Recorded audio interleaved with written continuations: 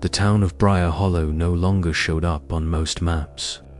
It was hidden in the creases of rural Pennsylvania, an old mining town that had decayed into nothingness when the industry shut down. The government shut the mines in the late 1970s. The few remaining families loaded up their belongings, boarded up the homes, and abandoned what was left. No one visited there anymore. Not officially, but on a grey October morning, 5 urban adventurers crept along the broken road that wound into the hollow. They had discovered the location in a forgotten discussion board thread. The tunnels still breathe.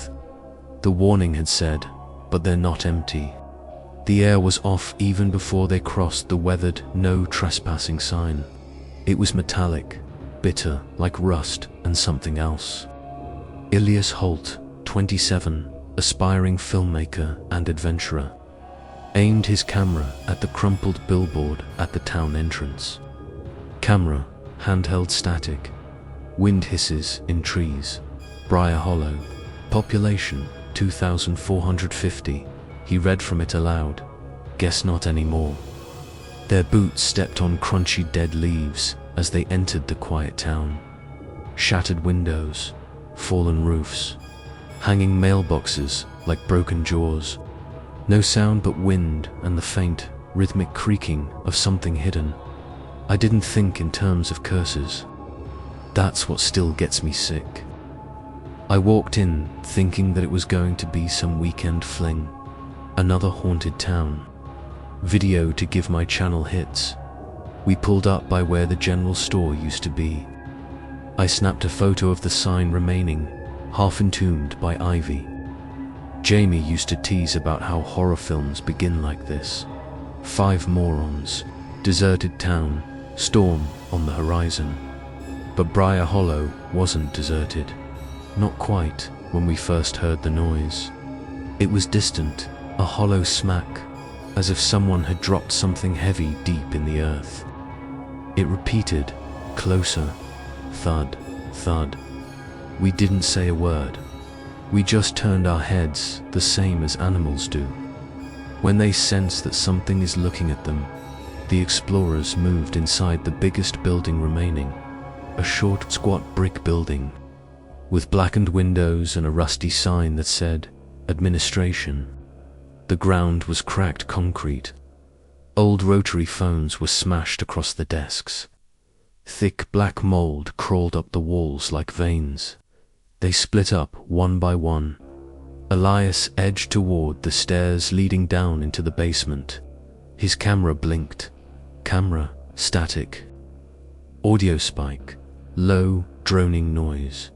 Jamie followed.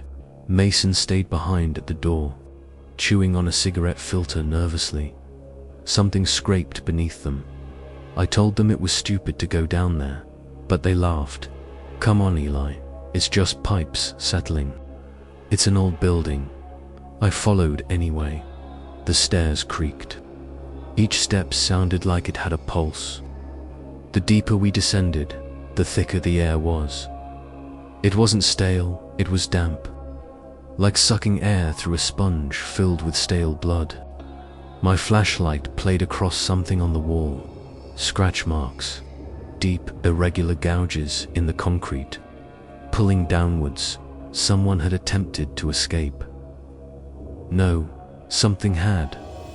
At the foot of the stairs, there was a blast door. Government issue. Mid-Cold War. It hung slightly open, its steel twisted inward as though something had pushed through from the inside. The tunnel beyond was long and coated with peeling lead paint. A pipe leaked thick black water onto the floor. Their torches lit a series of worn signs. Research Level 2. Elias time-stamped each second. Camera. Sound of breathing is audible. Dripping becomes louder. They walked through an empty break room. Tables tipped over. Cups melted like they were subjected to intense heat. Then they discovered the first skeleton. It was leaning against a wall in a lab coat. Skull half collapsed in on itself. ring of rust-colored stains radiating across the concrete like a halo. Jamie breathed softly. Jesus Christ. The air chilled. I grabbed one of the papers that were lying around on the ground.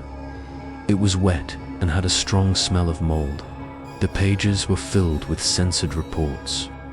Project Hollow, subject response, agitation, phase 4, containment failure.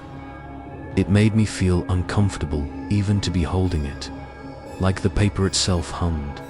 Mason laughed, but it was the bad kind. It was dry and wheezing. When I shone my light on him, he was gazing down the tunnel where there should have been a door. But there was no door left. Just a black hole, breathing. The camera picked it up first. Camera, long static burst. Audio, low frequency, hum rising. Something came out of the blackness. It wasn't quick. It didn't have to be. It flowed like smoke with a body. It was human, but wrong. Too tall, the joints at the wrong angles. Its mouth widened, but the noises were coming from the walls. Jamie screamed again. Elias let go of the camera. I didn't turn around. I heard Mason yelling behind me, then silence. No thud, no footsteps, just nothing. The stairs weren't where I'd left them. The hallway curved, reforming itself like damp clay. The lights flashed with something that wasn't electricity. I turned a corner and saw the room with the blast door again. But now it was closed, scratching on the other side. Slow at first, frantic afterwards. I knew Jamie was lost before I heard the sound of wet tearing. 2 days later, Elias Holt was discovered at the periphery of Briar Hollow. He was barefoot, parched, and covered in soot. The others were never found.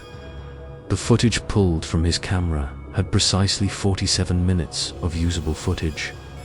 There was mostly static, but one frame revealed something standing behind him in the tunnel, blurry, impossibly tall.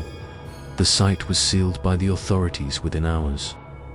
They repeated the same questions to me over and over. What did you see?